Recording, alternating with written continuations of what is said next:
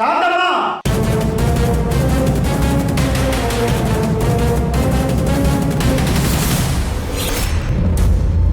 ಇನ್ನು ಒಂದು ಮಾತು ಅವ್ರ ಬಗ್ಗೆ ಆಗಲಿ ಅವ್ರ ಮನೆಯವ್ರ ಬಗ್ಗೆ ಆಗಲಿ ಮಾತಾಡಿದ್ರೆ ನಾನು ಮನುಷ್ಯನಾಗೇ ಇರಲ್ಲ.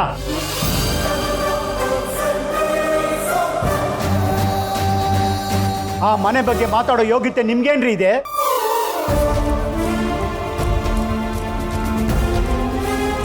ಆ ಕಾಲದಲ್ಲಿಂದನೂ ಆ ಮನೆಗಿರೋ ಮರ್ಯಾದೆ ಗತ್ತು ನಿಮ್ಗೇನ್ರಿ ಗೊತ್ತು? ಇದೇ ಕೊನೆ. ಆ ಮನೆ ಬಗ್ಗೆ ಒಂದು ಸಣ್ಣ ಮಾತು ನಿಮ್ಮ ಬಾಯಲ್ಲಿ ಬರಬಾರ್ದು.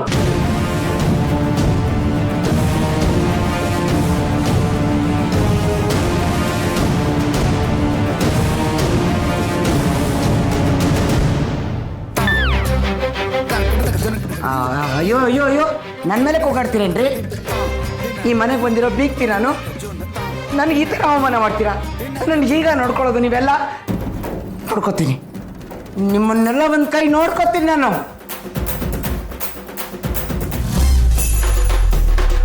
ಮಮ್ಮಿ,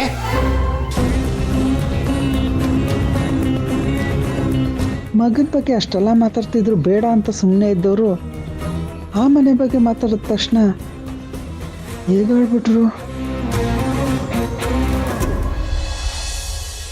ನನ್ನ ಮಾತು ಒಂದ್ಸಲ ನಡೆಯೋ.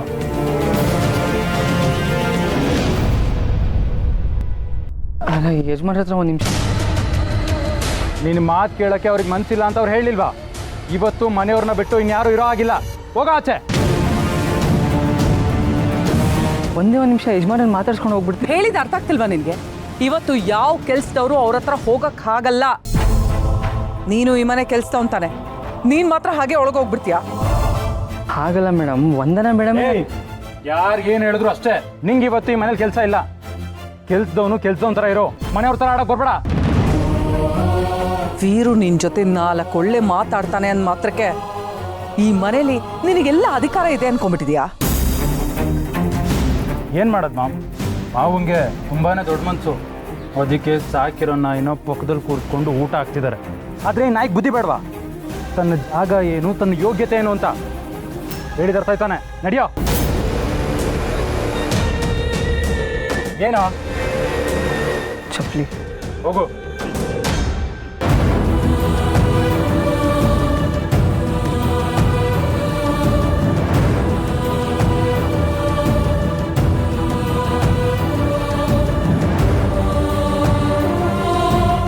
ಶ್ರಾವಣಿ ಮೇಡಮು ಬೇಜಾರಲ್ಲಿದ್ದಾರೆ, ಅವ್ರೂ ಮಾತಾಡ್ಸೋಕ್ಕಾಗ್ತಿಲ್ಲ. ಏನು ಮಾಡಲಿ? ಏಯ್, ಇನ್ನ ಏನು ನೋಡ್ತಾ ನಿಂತಿದ್ಯಾ? ಹೋಗೋ ಅವ್ರಿಗೆ. ಒಂದು 2 ನಿಮಿಷ ಕೊಡಿ, ನಾನು ಯಜಮಾನ್ ಹತ್ರ ಮಾತಾಡ್ಕೊಂಡು ಹೋಗಿ. ಏಯ್, ಇವಾಗ ನೀನೇ ಹೋಗ್ತೀಯ ಇಲ್ಲ ಕತ್ತು ಹಿಡ್ಕೊಂಡು ಹಾಕಿ? ನಾನೇ ಹೋಗ್ತೀನಿ. ಹೋಗೋ.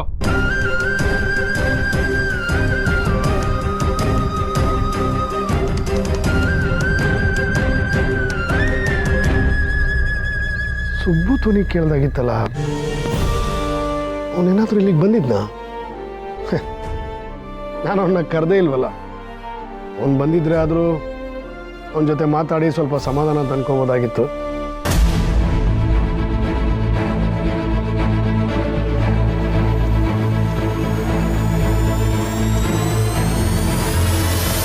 ಮಾಡಿ ಅವನನ್ನ ಕತ್ತಿಡ್ದು ಗೇಟಿಂದ ಹೊರಗಾಕು.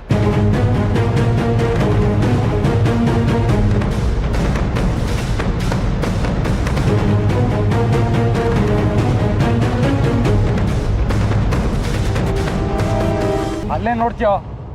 ನಡಿ.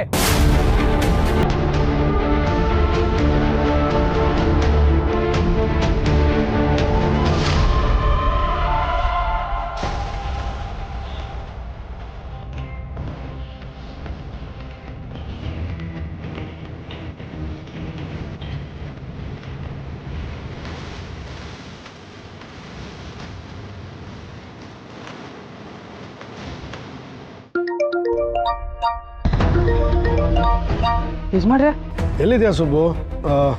ನಿನ್ನ ಸ್ವಲ್ಪ ನೋಡ್ಬೇಕಾಗಿತ್ತು ಕಣೋ, ಸ್ವಲ್ಪ ನಿನ್ನ ಜೊತೆ ಮಾತಾಡಬೇಕಾಗಿತ್ತು. ಎಲ್ಲಿದೆಯಾ? ಇಲ್ಲೇ ಇದ್ದೀನಿ ಯಜಮಾನ್ರೆ, ನಿಮ್ಮ ಮನೆ ಹತ್ರನೇ ಇದ್ದೀನಿ. ಮನೆ ಹತ್ರನಾ? ಮತ್ತೆ ಯಾಕೋ ಒಳಗೆ ಬಂದಿಲ್ಲ? ಅದು ಇಲ್ಲಿ ಗೇಟ್ ಹತ್ರನೇ ಇದ್ದೀನಿ ಯಜಮಾನ್ರೆ. ಗೇಟ್ ಹತ್ರನಾ? ಅಲ್ಲಿ ಯಾಕೋ ನಿಂತಿದ್ಯಾ?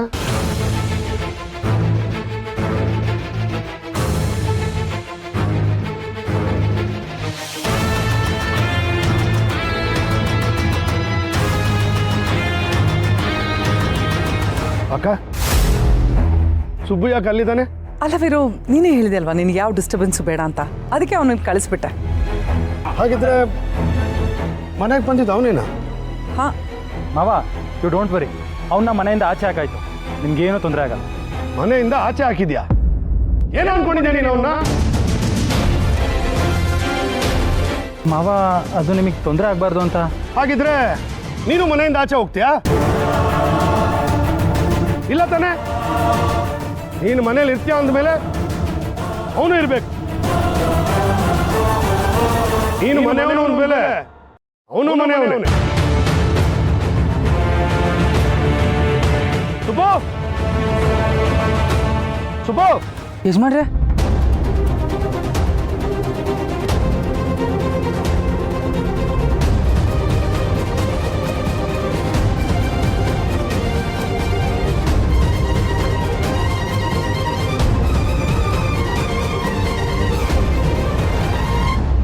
ಸುಬ್ಬು, ನಿನ್ನ ಹತ್ರ ಮಾತಾಡ್ಬೇಕು ಸ್ವಲ್ಪ, ಬಾ.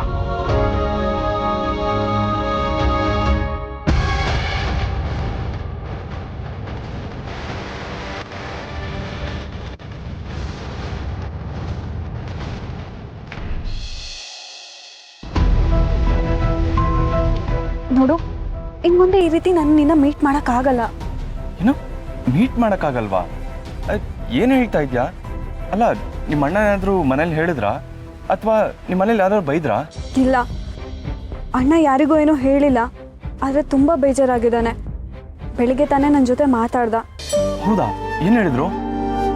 ಅವ್ನು ನಮ್ಮ ಪ್ರೀತಿಗೆ ಅಡ್ಡ ಪಡಿಸ್ತೀನಿ ಅಂತಲೂ ಹೇಳ್ತಿಲ್ಲ, ಹಾಗಂತ ಸಪೋರ್ಟು ಮಾಡ್ತಿಲ್ಲ. ಅವನ ಗಮನ ಇರೋದು ನನ್ನ ಓದಿನ ಮೇಲೆ. ಮೊದಲು ಚೆನ್ನಾಗಿ ಓದು, ಆಮೇಲೆ ಇದೆಲ್ಲ ಅಂತ ಹೇಳ್ದ. ನೋಡು, ನಮ್ಮ ಪ್ರೀತಿ ನಿಜವಾಗಿದ್ರೆ ಖಂಡಿತ ನಾವು ಒಂದಾಗ್ತೀವಿ. ಆದರೆ ಆಗಾಗ ಈ ರೀತಿ ಮೀಟ್ ಮಾಡೋದು ಬೇಡ. ನಾನು ಅಣ್ಣಂಗೆ ಮಾತು ಕೊಟ್ಟಿದ್ದೀನಿ, ಯಾವುದೇ ಕಾರಣಕ್ಕೂ ಮನೆ ಗೌರವನ ಹಾಳು ಮಾಡಲ್ಲ, ತಪ್ಪು ಮಾಡಲ್ಲ ಅಂತ. ಸರಿ ವರು, ನೀನು ಹೇಳ್ದಾಗೆ ಆಗಲಿ. ನಿಮ್ಮ ಅಣ್ಣ ನಮ್ಮ ಪ್ರೀತಿ ಒಪ್ಕೊಳ್ತಾರೆ ಅನ್ನೋ ನಂಬಿಕೆ ನನಗಿದೆ. ಅವ್ರು ಮಂಚ್ ಮಾಡಿದರೆ ಈ ವಿಷಯನ ಮನೇಲಿ ಎಲ್ರಿಗೂ ಹೇಳಿ ದುಡ್ಡು ರಾಧ ಅಂತ ಮಾಡ್ಬೋದಿತ್ತು. ಬಟ್ ಅವ್ರು ಹಾಗೆ ಮಾಡಲಿಲ್ಲ. Subbu is A gentleman. ನೋಡೋಣ ಮುಂದೆ ಏನಾಗುತ್ತೆ ಅಂತ. ಹೌದು, ನನಗೂ ಅಷ್ಟೇ. ಅಣ್ಣನ ಮೇಲೆ ಪ್ರೀತಿ ಎಷ್ಟಿದೆಯೋ ಅದಕ್ಕಿಂತ ನಂಬಿಕೆ ಜಾಸ್ತಿ ಇದೆ. ಅಣ್ಣಂಗೆ ಹೇಗೂ ವಿಷಯ ಗೊತ್ತಾಗಿದೆ. ಇನ್ನೇನಿದ್ರು ಅವನ ಮೇಲೆ ಭಾರ ಹಾಕಿ ನಾವು ನೆಮ್ಮದಿಯಾಗಿರ್ಬೇಕಷ್ಟೆ.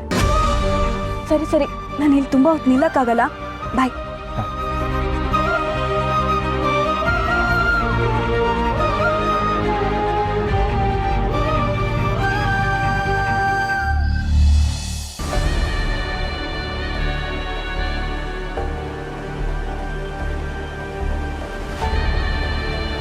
ಯಾಕೋ ಮನಸ್ಸೇ ಸರಿಗಿಲ್ಲ ಸುಬ್ಬು. ಬಂದಿದ್ದು ನೀನು ಅಂತ ತಿಳಿದೆ ರೇಗ್ಬಿಟ್ಟೆ. ಏನು ತಿಳ್ಕೊಬೇಡ. ಛೇ, ಪರವಾಗಿಲ್ಲ ಯಜಮಾನ್ರೆ. ನಿಮಗೆ ನಾನು ಅಂತ ಗೊತ್ತಾಗಿ ರೇಗಿದ್ರು ನನಗೇನು ಅನ್ನಿಸ್ತಾ ಇರಲಿಲ್ಲ. ಇನ್ನೊಂದು ಪೇಗ್ ಆಗ್ತೀಯಾ? ಯಜಮಾನ್ರೆ, ಈಗಲೇ ಜಾಸ್ತಿ ಆಗಿದೆ, ಮನ್ಸು ಬೇರೆ ಸರಿ ಇಲ್ಲ ಅಂತಿದ್ದೀರಾ. ಅದರಲ್ಲೂ ಇದನ್ನು ತಗೊಂಡ್ರೆ ನನ್ನ ಮನಸ್ಸು ಸರಿ ಹೋಗುತ್ತೆ ಅಂತ ನಾನು ಅಂದ್ಕೊಂಡಿಲ್ಲ ಕಣೋ. ಮನಸ್ಸಲ್ಲಿರೋ ಹಿಂಸೆನ ಮರೆಯೋ ಪ್ರಯತ್ನ ಅಷ್ಟೆ.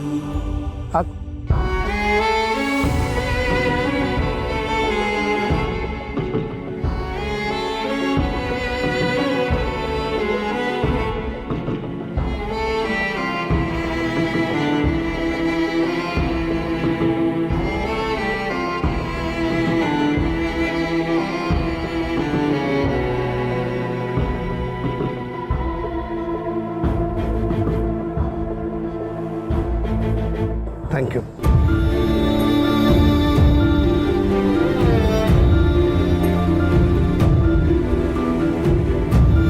ಸುಬ್ಬು,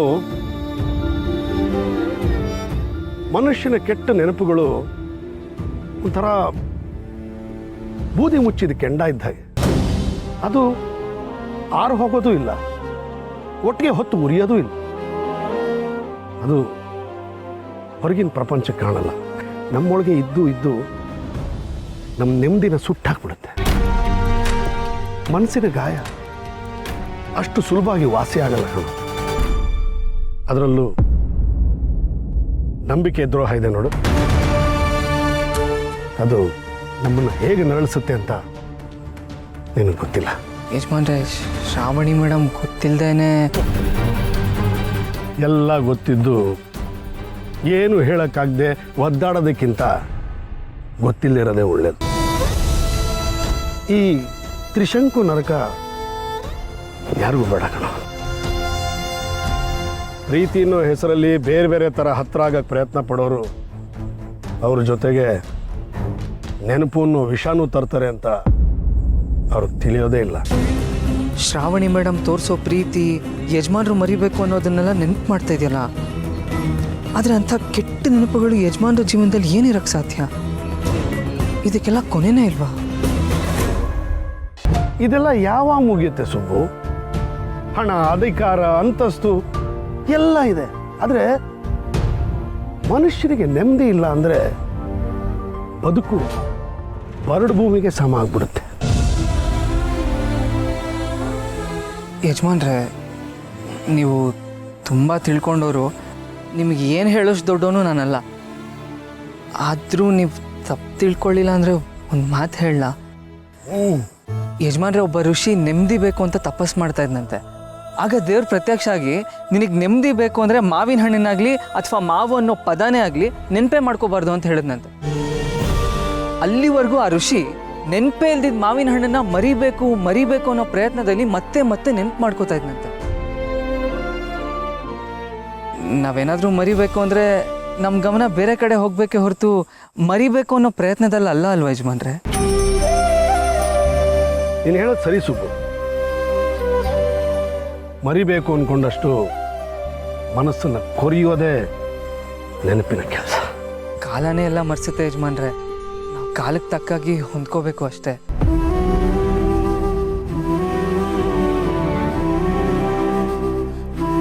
ಯಜಮಾನ್ರೆ, ಹೊತ್ತಾಯ್ತು, ಹೊರಡೋಣ.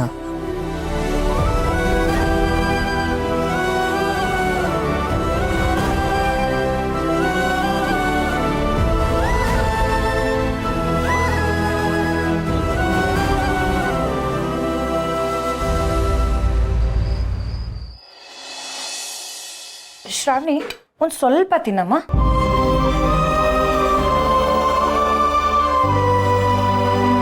ಶ್ರಾವಣಿ, ಊಟ ಮಾಡಿಲ್ಲ ಅಂದ್ರೆ ಆರೋಗ್ಯ ಹಾಳಾಗುತ್ತೆ ಗೊತ್ತಾ? ಅಕ್ಕ, ನೀವು ಊಟ ಮಾಡಿಲ್ಲ ಅಂದ್ರೆ ನಾನು ಊಟ ಮಾಡಲ್ಲ ಅಷ್ಟೇ. ನೋಡಿದ್ಯಾ, ನೀನ್ ಊಟ ಮಾಡ್ಲಿಲ್ಲ ಅಂದ್ರೆ ನಮ್ಗೆ ಯಾರಿಗೂ ಊಟ ಮಾಡೋದಕ್ ಮನ್ಸೇ ಬರಲ್ಲ ಶ್ರಾವಣಿ. ಚಿಕ್ಕಮ್ಮ ಪ್ಲೀಸ್, ನಂಗೆ ಒತ್ತಾಯ ಮಾಡಬೇಡಿ. ನನ್ನ ಮಾಡಕ್ ಬಿಟ್ಬಿಡಿ. ಜೀವನನೇ ಬೇಡ ಅಂತ ಅನ್ಸ್ತಿರೋಳಿಗೆ ಊಟ ಬೇಕು ಅಂತ ಅನ್ಸುತ್ತಾ ಚಿಕ್ಕಮ್ಮ? ಪ್ಲೀಸ್ ಚಿಕ್ಕಮ್ಮ, ಇಲ್ಲಿಂದ ನೀವು ಹೋಗಿ ಇಲ್ಲಿಂದ ಪ್ಲೀಸ್. ಪ್ಲೀಸ್ ಚಿಕ್ಕಮ್ಮ, ಪ್ಲೀಸ್. ಪಿಂಕಿ, ಬಾ.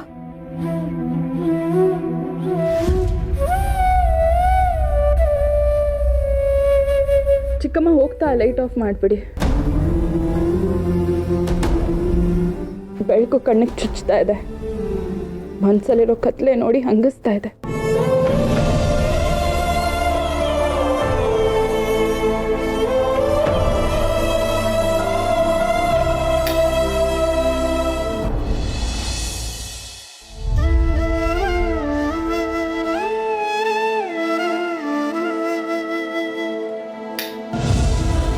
ಲೈಟ್ ಆಫ್ ಮಾಡಿ ಅಂತ ಹೇಳಿದೆ ಅಲ್ವಾ?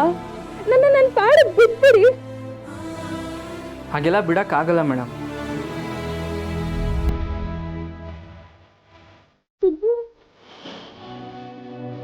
ಸುಬ್ಬು, ಅಪ್ಪ ಏನ್ ಹೇಳಿದ್ರು ಗೊತ್ತಾ? ನಾನು ತಿನ್ಸಿದ ಕೈ ತುತ್ತು ವಿಷ ಇದ್ದಾಗೆ ಅಂತ ಹೇಳಿದ್ರು. ನನಗೆ ಎಷ್ಟು ಬೇಜಾರಾಯ್ತು ಗೊತ್ತಾ? ನಂಗೆ ಬದುಕಿ ಬೇಡ ಅನ್ಸ್ಬಿಡ್ತು. ಇಷ್ಟೆಲ್ಲ ಆದ್ರೂ ನಿನ್ನನ್ನು ನೋಡಕ್ ಬಂದಿಲ್ಲ ಅಲ್ವಾ? ನಾನ್ ನಿನ್ಗೂ ಬೇಡವಾಗ್ಬಿಟ್ನಾ? ಹಾಗೇನಾದ್ರೂ ಇದ್ರೆ ಎಲ್ಲರೂ ಸೇರ್ಕೊಂಡು ಹೇಳ್ಬಿಡಿ, ನಮಗ್ ಶ್ರಾವಣಿ ಬೇಡ ಅಂತ. ನಾನೇ ಎಲ್ಲಾದ್ರೂ ಹೋಗ್ಬಿಡ್ತೇನೆ. ಹೋಗೋದಾದ್ರೆ ಎಲ್ಲಿಗೆ ಹೋಗ್ತೀರಾ ಮೇಡಮ್? ಎಲ್ಲಿಗೆ ಅಂದ್ರೆ ಯಾರ ಕಣ್ಣಿಗೂ ಕಾಣಿಸ್ತಾ ಇರೋ ತರ ಎಲ್ಲಾದ್ರೂ ದೂರ ಹೋಗ್ಬಿಡ್ತೇನೆ. ಸರಿ, ಹೊರಟು ಬನ್ನಿ. ಹ್ಯಾಪಿ ಜರ್ನಿ ಹೇಳೋಣ ಅನ್ಕೊಂಡ್ರೆ ನೀವು ಹ್ಯಾಪಿಯಾಗೂ ಹೋಗ್ತಾ ಇಲ್ಲ. ಏನ್ ತುಂಬಾ ತಮಾಷೆ ಮಾಡ್ತಿದ್ಯಾ? ತಮಾಷೆ ಮಾಡ್ತಾ ಇರೋದು ನೀವು ಮೇಡಮ್. ಎಲ್ಲರನ್ನು ಬಿಟ್ಟು ಹೋಗ್ತೀನಿ ಅಂತ ಹೇಳ್ತಾ ಇದ್ದೀರಲ್ಲ, ನೀವೇನೋ ಬಿಟ್ಟು ಹೋಗ್ತೀರಾ, ಆದರೆ ನಿಮ್ಮ ಒಳಗಡೆ ಇರೋ ನೋವು ನೀವನ್ನ ಬಿಟ್ಟು ಹೋಗುತ್ತಾ ಮೇಡಮ್?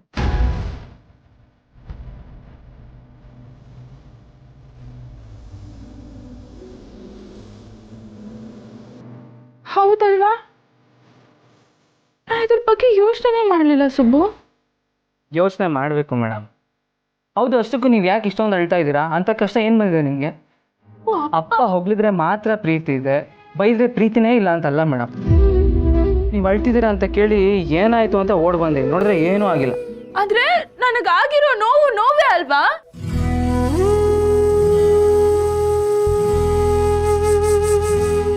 ಮೇಡಮ್, ನೋವು ಅಂದ್ರೇನು, ಕಷ್ಟ ಅಂದ್ರೇನು ಅಂತ ಗಡಿಲಿ ಕಾಯ್ತಿರೋ ಸೈನಿಕನ ಕೇಳಿ ಹೇಳ್ತಾನೆ. ವರ್ಷ ಪೂರ್ತಿ ವ್ಯವಸಾಯ ಮಾಡಿ ಬರೋ ಬೆಳೆಗೋಸ್ಕರ ಕಾಯ್ತಾ ಇರ್ತಾನ ರೈತ, ಅವನನ್ನು ಕೇಳಿ. ತಂದೆ ತಾಯಿನ ಆಸ್ಪತ್ರೆಗೆ ಅಡ್ಮಿಟ್ ಮಾಡಿ ಅವ್ರ ಪ್ರಾಣಕ್ಕೋಸ್ಕರ ಪ್ರತಿ ಕ್ಷಣ ಪ್ರಾರ್ಥನೆ ಮಾಡ್ತಿರ್ತಾರಲ್ಲ, ಅವ್ರನ್ನ ಕೇಳಿ ಮೇಡಮ್. ಕೈ ಇಲ್ಲದೆ ಇದ್ರು, ಕಾಲಿಲ್ಲದೆ ಇದ್ರು, ಭಿಕ್ಷೆ ಬೇಡ್ದಿರ ಏನಾದರೂ ಕೆಲಸ ಮಾಡಿಕೊಂಡು ಒಂದು ಹೊತ್ತಿನ ಊಟಕ್ಕೋಸ್ಕರ ಒಂದೊಂದು ಪೈಸಾನು ಕುಡಿಡ್ತಾ ಇರ್ತಾರಲ್ಲ, ಅವ್ರನ್ನ ಕೇಳಿ ಮೇಡಮ್ ಕಷ್ಟ ಅಂದರೆ ಏನು ಅಂತ ಹೇಳ್ತಾರೆ. ಮೇಡಮ್, ನಿಮಗೆ ಯುದ್ಧ ಆದರೆ ಸೈನಿಕನ ಗತಿ, ಮಳೆನೇ ಬರಲಿಲ್ಲ ಅಂದರೆ ರೈತನ ಗತಿ ಏನಾಗುತ್ತೆ ಅಂತ ಗೊತ್ತಾ? ಅದು ಮೇಡಮ್ ಕಷ್ಟ ಅಂದರೆ. ನಾವು ನೀವು ಅನುಭವಿಸ್ತಿರೋ ನೋವು ನೋವೇ ಅಲ್ಲ.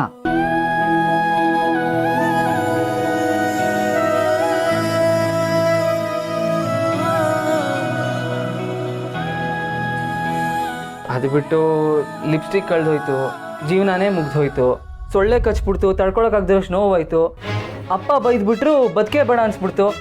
ಇದೆಲ್ಲ ಒಂದು ಕಾರಣನಾ ಮೇಡಮ್? ಏನೋ ಹಾಗಾದ್ರೆ ನನ್ನ ಮನಸ್ಸಿಗಾಗಿರೋ ನೋವು ನಿನಗೆ ಇಷ್ಟು ಸಿಲಿ ಅನ್ಸುತ್ತಾ? ಸಿಲ್ಲಿ ಅನಿಸಿದೆ, ಏನೇನು ಗ್ರೀನ್ ಚಿಲ್ಲಿ ಅನ್ಸುತ್ತಾ ಮೇಡಮ್? ಸುಮ್ಮನಿರಿ ನೀವು. ಈ ಸಣ್ಣ ಪುಟ್ಟ ವಿಷಯಕ್ಕೆಲ್ಲ ಕೂಗಾಡಬೇಡಿ. ಕೂಗಾಡಿದ್ರೆ ನನಗೆ ತಲೆನೋವು ಬರುತ್ತೆ, ಇರಿಟೇಟ್ ಆಗುತ್ತೆ ನನಗೆ. ಏನೋ ಇರಿಟೇಟ್ ಆಗುತ್ತೆ, ತಲೆನೋವು ಬರುತ್ತಾ? ನಿನ್ ತಲೆನೋವು ಬರಕ್ ನಿನ್ ತಲೆ ಆದ್ರೂ ಇದೆಯಾ? ನಾನು ಕೂಗ್ತೀನಿ, ಇನ್ನೂ ಜೋರಾಗಿ ಕೂಗ್ತೀನಿ. ಅದ್ ಏನ್ ಮಾಡ್ತೀಯೋ ಮಾಡು. ಕಬ್ಬು ಸುಬ್ಬು ಸುಬ್ಬು ಕಬ್ಬು ಕಬ್ಬು ಸುಬ್ಬು. ಮೇಡಮ್ ನನ್ನ ಹೆಸರು ಈ ಥರ ಎಲ್ಲ ಕೂಗ್ಬೇಡಿ, ನನಗೆ ಕೆಟ್ಟ ಕೋಪ ಬರುತ್ತೆ. ಕೋಪ ಬಂದ್ರೆ ಏನ್ ಮಾಡ್ತೀಯಾ? ಕೋಪ ಬಂದ್ರೆ ಬೇಜಾರಾದ್ರೆ ನಾನು ಹೆಂಗಿರ್ತೀನೋ ಹಂಗೆ ಇರ್ತೀನಿ. ಇನ್ನೇ ನಿಮ್ಮ ಥರ ಬೇಜಾರಾಗಿದ್ದಕ್ಕೆ ದುಃಖ ಆಗಿದ್ದಕ್ಕೆ ಹತ್ಕೊಂಡು ಅಳ್ಮುಂಜಿ ಥರ ಕುತ್ಕೊಂಡಿರ್ತೀನಿ ಅನ್ಕೊಂಡ್ರಾ?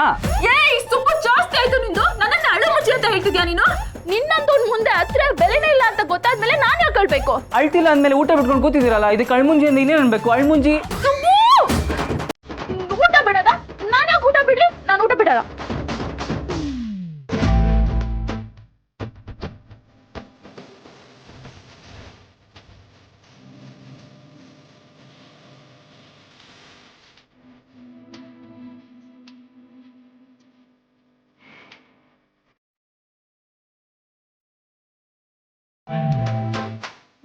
ನಾನು ತಿಂತಾ ಇದ್ದೀನಿ. ಈಗ ನಾನು ಎಷ್ಟು ಸ್ಟ್ರಾಂಗ್ ಅಂತ ಗೊತ್ತಾಯ್ತಾ ನಿನಗೆ?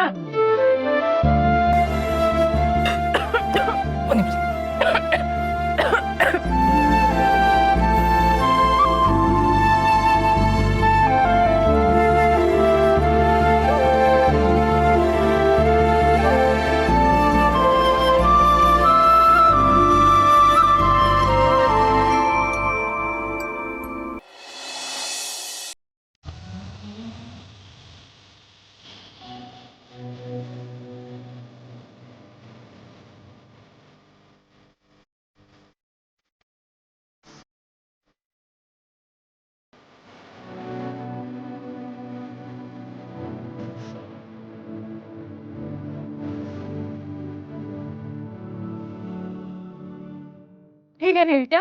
ನೋಡು, ಎಲ್ಲ ಖಾಲಿ ಮಾಡಿದ್ದೀನಿ. ಇನ್ನೇನು ಹೇಳೋದು? ರಾತ್ರಿ ಆಯಿತು, ಆರಾಮಾಗಿ ಊಟ ಮಾಡಿದ್ರೆ ಹೊಟ್ಟೆಗೆ ಅನ್ನ ಬಿದ್ದಿದೆ. ಲೈಟ್ ಆಫ್ ಮಾಡಿ ಗುಡ್ ನೈಟ್ ಹೇಳ್ಬಿಟ್ಟು ಮಲ್ಕೊಳ್ಳಿ ಮೇಡಮ್. ಅಂದ್ರೆ ನಾನು ಊಟ ಮಾಡ್ಲಿ ಅಂತ ನೀನು ಇಷ್ಟೆಲ್ಲ ಮಾತಾಡ್ತೀಯಾ? ನನಗೆ ಊಟ ಮಾಡ್ಸೋದಕ್ಕೋಸ್ಕರ ನನ್ನ ನೋವು ದೊಡ್ಡದಲ್ಲ, ನನ್ನ ಭಾವನೆಗಳಿಗೆ ಬೆಲೆನೇ ಇಲ್ಲ ಅನ್ನೋ ತರ ಮಾತಾಡ್ಬಿಟ್ಟಿಯಲ್ಲ ಸುಬ್ಬು. ಅಷ್ಟೇ ನಾನು ಇದನ್ನ ಅರ್ಥ ಮಾಡ್ಕೊಂಡಿರೋದು. ಇಲ್ಲ ಮೇಡಮ್, ನಿಮ್ಮನ್ನ ನಾನು ತುಂಬ ಚೆನ್ನಾಗಿ ಅರ್ಥ ಮಾಡ್ಕೊಂಡಿದ್ದೀನಿ. ನಿಮ್ಮ ನೋವುಗಳು ಏನು ಅಂತಲೂ ನನಗೆ ಚೆನ್ನಾಗೇ ಅರ್ಥ ಆಗಿದೆ. ನಾನು ಅವಾಗಲೇ ಮಾತಾಡಿದ್ದು ಕಷ್ಟಗಳು ಅದೆಲ್ಲ ನಿಜಾನೇ ಮೇಡಮ್. ಅದ್ರ ಜೊತೆಗೆ ಇನ್ನೊಂದು ನಿಜ ಹೇಳ, ಭಾವನೆಗಳಿಗೆ ನಮ್ಮನ್ನು ತುಂಬ ಖುಷಿ ಪಡಿಸೋ ಶಕ್ತಿನೂ ಇದೆ, ಹಾಗೆ ಸಾಯೋಷ್ಟು ನೋವು ಕೊಡೋ ಶಕ್ತಿನೂ ಇದೆ madam.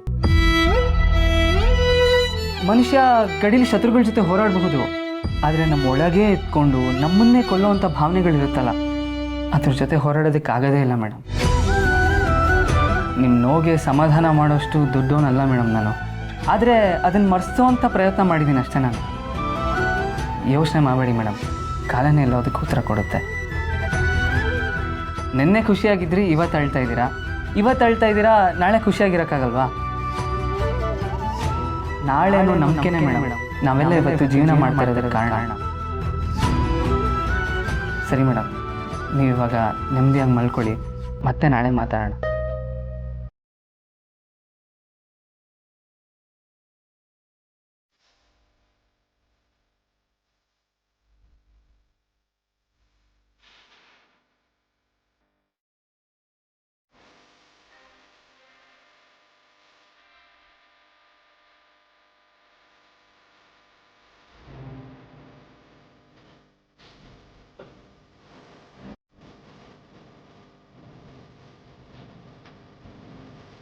Good night madam. Good night ಸುಪ್.